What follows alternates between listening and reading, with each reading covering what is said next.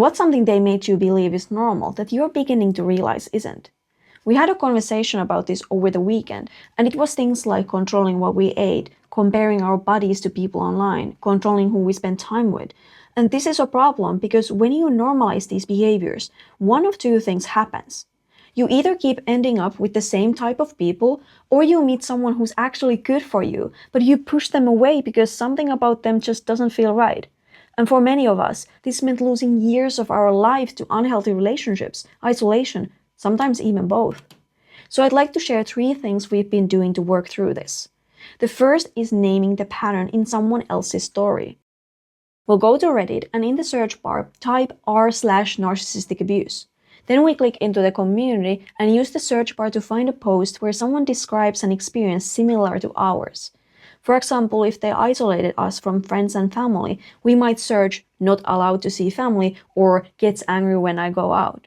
Next, we read a post or two and ask ourselves, is what happened to this person wrong?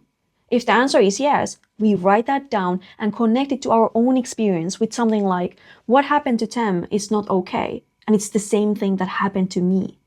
The second thing we're doing is calculating the cost of normalization. We grab something to write on, and we create a list of things we've normalized. Then we answer this prompt. How did normalizing those behaviors affect my life? For example, I got sick more often, I lost touch with who I am, and I started to feel numb. The third thing we're doing is reversing the roles. We take someone we care about, maybe a best friend, sibling, or child. Then we imagine them in the exact situation we experienced and ask ourselves, would I be okay with someone treating them that way? If the answer is no, we explain why. For example, I would never be okay with someone controlling what my sister eats or who she spends time with because those are basic human rights. Now, the reason these 3 things have helped us so much is that we save what we write down and keep it somewhere where it's easy to get to. Because the truth is, we're not going to rewire our brains overnight.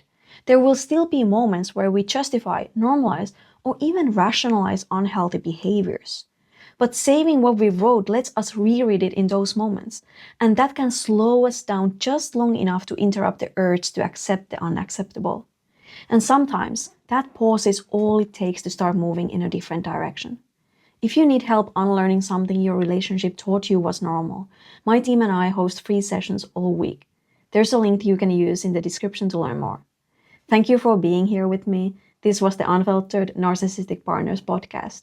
My name is Juliana, your guide to overcoming the effects of narcissistic abuse, and I can't wait to connect with you in a future episode.